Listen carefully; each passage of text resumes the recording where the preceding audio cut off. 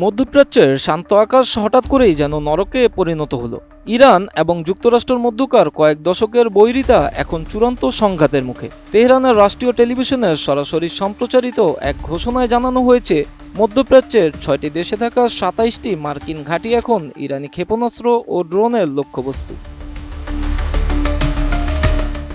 দেশটির রাষ্ট্রীয় সংবাদ মাধ্যম জানায়, ইরানি বিপ্লবী গার্ড আইআরজিসির পক্ষ থেকে দাবি করা হয়েছে, ইতিমধ্যেই বাহরাইনের 5th ফ্লিট সদর দপ্তর, কাতারের আল উদেইদ এবং কুয়েতের আল সালেম ঘাটির দিকে অগ্রসর হচ্ছে একঝাঁক ড্রোন।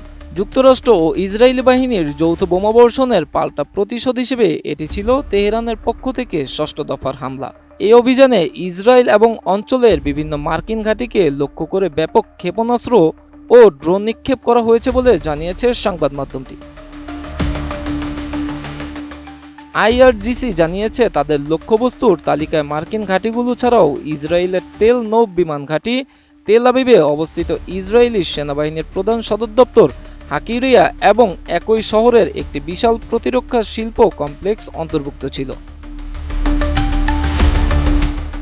৩২ ইঞ্চি জেভিকো টিভি এখন মাত্র ১৫,০০০ টাকায়, সাথে পাচ্ছেন ৩ বছরের প্যানেল ওয়ারেন্টি। কাতার ভিত্তিক সংবাদ মাধ্যম আল জাজিরা জানিয়েছে, এই অভিযানে অত্যাধুনিক ড্রোন ও ব্যালিস্টিক ক্ষেপণাস্ত্রের এক বিশাল বহর ব্যবহার করেছে ইরান। হামলায় ক্ষয়ক্ষতির পরিমাণ এখনও নিরূপণ করা না গেলেও একে গত কয়েক দশকের মধ্যে অন্যতম বড় হামলা হিসেবে দেখা হচ্ছে বলে জানিয়েছে সংবাদ মাধ্যমটি। গত শনিবার ইসরায়েল ও যুক্তরাষ্ট্রের যৌথ বিমান হামলায় খামেনির মৃত্যুতে এখন উত্তপ্ত ইরান। যদিও ওয়াশিংটন একে শাসন ব্যবস্থার পরিবর্তন হিসেবে বর্ণনা করছে, কিন্তু তেহরান বলছে এটি এক জঘন্য অপরাধ। এই হত্যাকাণ্ডের বদলা নিতেই মার্কিন ঘাঁটিগুলোতে হামলার এই ঘোষণা করা হয়েছে।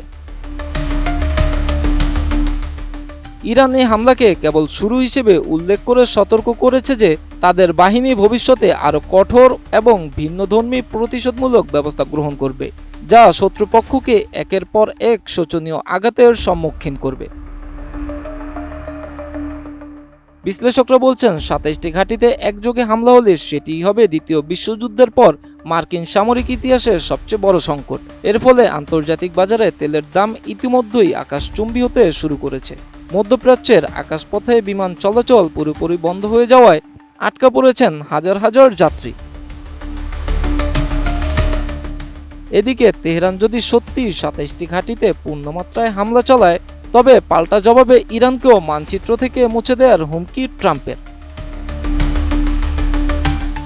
Miraj Hossain, ATN news.